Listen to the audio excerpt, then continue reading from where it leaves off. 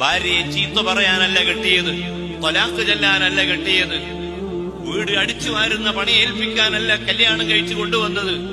അവളെ ഏറ്റവും മാന്യമായ രൂപത്തിൽ ശ്രദ്ധിക്കുകയും അവൾക്ക് ആവശ്യമായത് വാങ്ങിക്കൊടുക്കുകയും അവളെ ഉപദേശിക്കുകയും ചില യാത്രകളിലൊക്കെ അവളെ കൊണ്ടുപോവുകയും ചെയ്ത് ആ ഭാര്യയുടെ അവകാശങ്ങൾ പരിരക്ഷിക്കുന്ന വലഹുന്ന മിസ്ലുല്ലദി അലൈഹിന്ന, പുരുഷന് ഏതെല്ലാം അവകാശങ്ങളുണ്ടോ ആ അവകാശങ്ങളൊക്കെ സ്ത്രീക്കും ഉണ്ട്.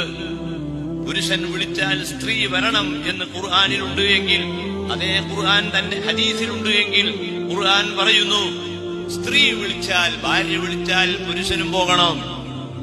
ഭാര്യ വിളിച്ചു, ഭർത്താവിനെ വിളിച്ചു, നിങ്ങളൊന്ന് വേഗം വരണം, നീ പറഞ്ഞത് കേൾക്കാനല്ല ഞാൻ എന്ന് പറയാതെ ആ ഭാര്യ പറഞ്ഞത് കേട്ടുകൊണ്ട് ആ ഭാര്യയെ സ്നേഹിച്ചും ഇഷ്ടപ്പെട്ടും കൊണ്ട് ജീവിക്കേണ്ടവനാണ് ഭർത്താവ് എന്ന മെസ്സേജ് ഈ ലോകത്ത് കൊടുത്തിട്ടുള്ള ആളാണ് ഹബീബ് റസൂലുള്ളാഹ്.